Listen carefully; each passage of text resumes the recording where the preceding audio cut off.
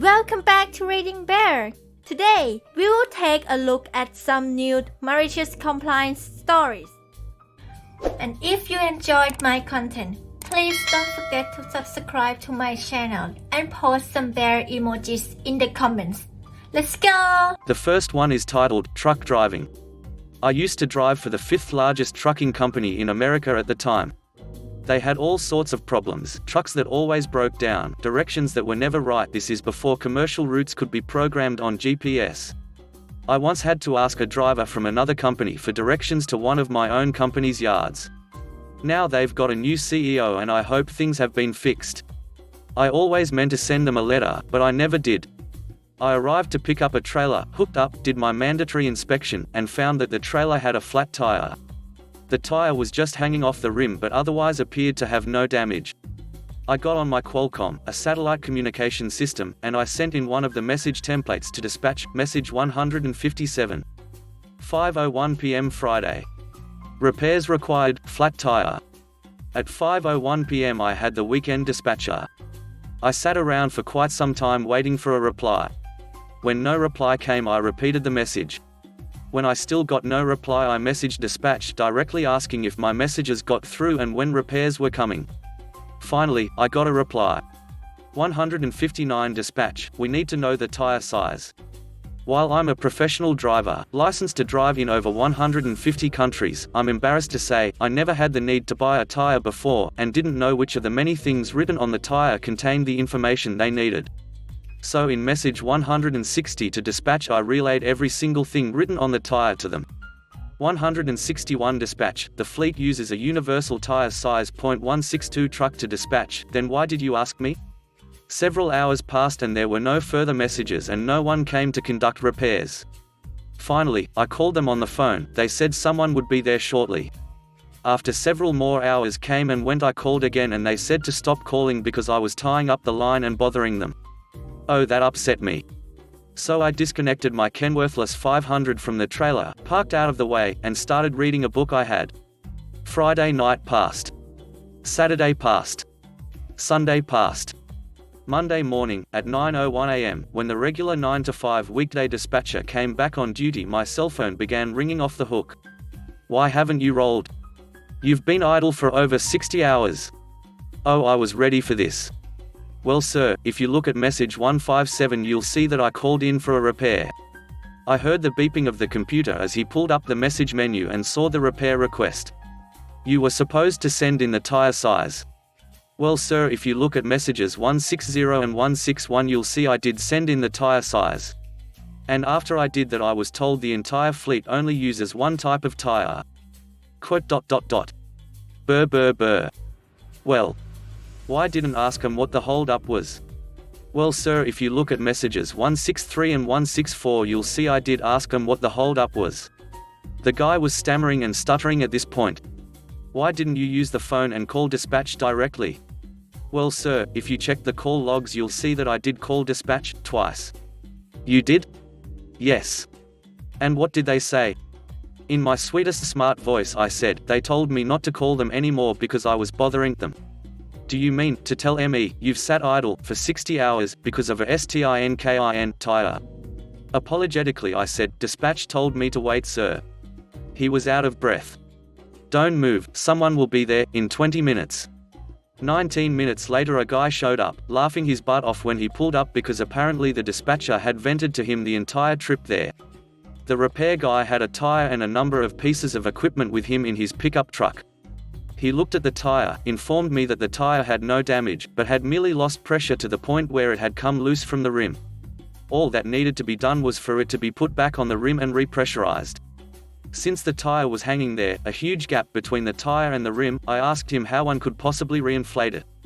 He took out an old propane tank that had a large pipe welded to it with what looked like the triangular end of a vacuum cleaner on it.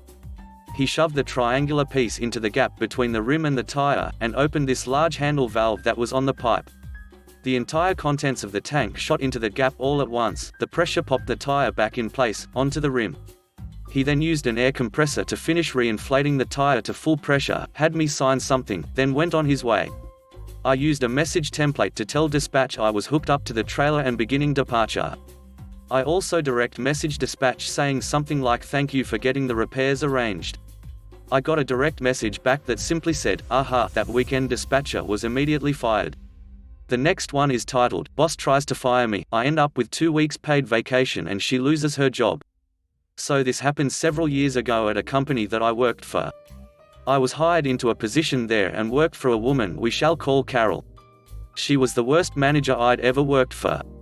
She really knew very little about the department. Couldn't figure out how to read or generate reports to show our department's statistics, and was way more concerned with being everyone's friends than their boss. I was very good at the administrative side of things. And although it wasn't my job, she eventually got me to start writing her reports for her that she would present at the weekly management meeting with all the department heads, to create and evaluate new sales campaigns, even conducting interviews and writing up employees who got into trouble. Basically, I started doing her job for her, and all the while she promised me that there would be a new opening soon in a higher position and that all the extra work I was doing would be how she would justify to the higher-ups that I should get it. Well, naturally my own duties occasionally got pushed aside in favor of the super urgent things she had me doing for her. One day, her boss's boss was doing a walkthrough of our department and called me out for some poor productivity on my accounts. Instead of explaining to him that I actually had permission to scale back on my daily accounts in favor of my new responsibilities, she proceeded to ream me out in front of everyone and promised him that it would be handled. I realized then that everything she told me was a lie. I stopped doing her work for her and focused on my own. And went back to being the highest producer in the department, which I had also been before my new duties. She got upset and tried to write me up for disobedience when I told her I wouldn't come in early and do extra work for her again. That was my last straw. I sent her an email with my 2 weeks' notice and CC'd my personal email account so I'd have a copy of it. She replied, "Received." She sat there all morning huffing and puffing and eventually pulled me into the side room and told me to hand in my keys and leave right then, that she wasn't going to pay me for 2 more weeks when I wouldn't do what she said. No problem. I maliciously complied because what she didn't realize was that when an employee gives their 2 weeks notice, and you fill the position or ask them to leave before the time is up, you still have to pay them out. So I got basically 2 free weeks of pay that I didn't have to work for. The GM of the company was on vacation that week, and when he got back he was upset that the highest producer was gone. He asked her what happened and she lied about what had happened and said I was grossly insubordinate and that's why I had to leave that day. Unfortunately, over the next 6 months, the department went downhill so badly that her job was on the line. She reached out to me to see if I would come back and help her fix it. I said I would if she apologized, gave me a raise and some other perks. She agreed, but when she went to HR to get the contract written up, the GM blocked it and said they would never rehire someone who was let go for being grossly insubordinate. She couldn't admit the truth, so I didn't return. Last I heard, she was fired shortly after. The next one is titled, "Guy from Work Tried to Undermine Me, but I Quit a Week Ago." This happened only a month ago, so the memory of the incident is fresh. I got accepted into college and had to quit my job of 2 years. I put up my resignation papers and had 2 months of notice period left. I had informed my manager and team, but didn't account for Mr. S, who was technically on my team but worked from the client offices overseas. So I don't get to see him ever. Background on Mr. S: he was hired as a mediator between the client and us, but had years of technical experience, so he often helped us out with the technical work, but was always a snob about it. He made sure to CC every possible manager in every mail to show that he was doing a lot more than his role was required to do. Everyone hated how commanding and rude he was. Most meetings with him were just the entire team listening to him witch and moan for 20 minutes. He had no boundaries and would call up at odd hours of the night just to prove his point. He would promise clients certain results with unreasonable timelines without consulting the team, leading to late delivery and terrible client ratings. Since I had 2 months left to go at work, I wasn't quick to give up responsibilities and transfer knowledge to my colleagues. I handled an important client-facing task and I've been doing it for the 2 years I worked there. I never taught it to anyone else because it was a relatively easy task and it hasn't been screwed up in 2 years. We get info from the client that my task was undergoing major upgrades and needed to be done extra carefully and on priority for the next week. I know the drill and get to work as usual. Mr. S calls me up on Skype to re-emphasize the importance of the task this week. I just reply to him that I've been following all protocols every week and will continue the same as usual, being careful of the upgrades. he considers my answer as unprofessional and inconsiderate and proceeds to tell me how I'm not that important to the team and my job was easily replaceable. He then cut the call, and proceeded to reassign all my tasks for the next 2 months to someone else, while also formally emailing everybody that no new tasks were to be assigned to me. There I sat maliciously complying, watching my teammates struggle to run my task, unable to help. I sat around doing nothing for the last 2 months of my job. Luckily I was working from home, so that meant 2 months of paid leave. The next one is titled, "This isn't just admin, it's part of your job." When I first graduated university, I got a job at an agency doing client work. Specifically, I worked on a multi-year multi-million-pound contract with massive amounts of data, lots of deadlines, and plenty of pressure. Early on in the job I start having some health issues and have to have a few regular appointments. On those days I had to work from home and my line manager signed it off, and I always met my deadlines. But my project manager would call me up every couple hours with some asking what I was doing under the guise of having a question about the project. He knew the answers, he'd been on the project for a decade. Eventually he expressed concerns about my productivity and time keeping, basically because he lacked the object permanence to believe I was working if he couldn't see me. He went on sabbatical in the end, but warned his temporary replacement that I was troublesome and not to be relied on. She called a meeting early on and said I would have to be closely supervised, and she wanted detailed updates about my time management and workload every day. This went on for a while, and she continually accused me of forgetting things that I had actually done and holding me to higher standards than everyone else. I just did what any reasonable person would do and made sure she was filled in on progress towards deadlines, not too much detail, just keeping her up to date. This wasn't enough for her. One day she called me in and told me, "If you would just communicate, then I might be able to trust you." So I decided to communicate the hell out of everything I did. I started keeping an extremely detailed to-do list, with color coding and priority scores, and called her every day to catch up about my work for the day. Every time I started a new task, I would let her know I was about to do XYZ, and then I would email her again when it was done.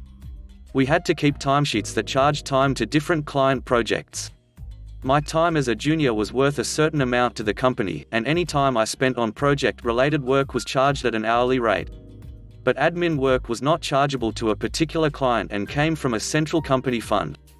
In the midst of all this, I asked my project manager whether I should just list this work as admin, or whether it was chargeable. Typically, managing to-do lists and calendars was considered admin.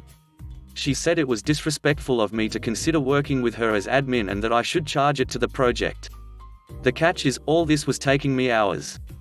A couple weeks down the line she called me up while I was working at home and begged me to stop, because it was costing the project too much money and performance on profit targets had tanked. That, and it was costing too much of her own time to keep up with my compliance with her micromanagement. I resigned pretty quickly after that and reported her for workplace bullying right before I left. Last I heard was she had to go on additional management training and received a warning from our. The next one is titled, "The Boss Says It, So It Must Happen." Years and years ago, my father worked in a fairly large abattoir. It was the main source of employment in town, and employed hundreds of locals. Everyone knew everyone, so when an outsider gets sent in to shake things up, you just know that trouble is going to ensue, especially when my father, as the union leader, knew how to stir things up. Anyway, there had been an in-company competition, which one of the workers had won, a couple of tickets to some sporting event. The competition had happened before the outsider came into the anatomies, but the prize was awarded after. Winners were even told that if the event was on a rostered day for them, they would get that day, and the following day, off with pay. So it comes up to the week of the event. The employee happens to be chatting about the event to friends, when the outsider overhears. The outsider turns around and says that the employee can't have the day off. Employee wants to know why. Outsider says it is because he didn't put in for time off. Employee says that he didn't have to, explains the competition and prize. Outsider says he doesn't care, the employee did not follow procedure, so he can't go. The employee mentions it to my father, and my father hatches a plan. He goes through the policies and procedures manual, and notes that all employees of the parent company, regardless of whether they are management or normal employees, had to adhere to certain food safety regulations, including attending a course. Failure to do so could warrant fines by the health department. Now my father knew that every staff member at the abattoir was compliant, but he wasn't sure about the outsider, so he contacted a friend in the parent company's HR department, and lo and behold, the outsider was not compliant. My father didn't mention anything to the outsider, but he did to the health department. For the next 3 months, the health department made surprise visits to the abattoir on about 7 occasions, and the abattoir passed with flying colors, except for the outsider. The parent company got a copy of each report from the health department, but the abattoir never did, but my father would get a heads up. So for 3 months the company was getting fined because of the outsider.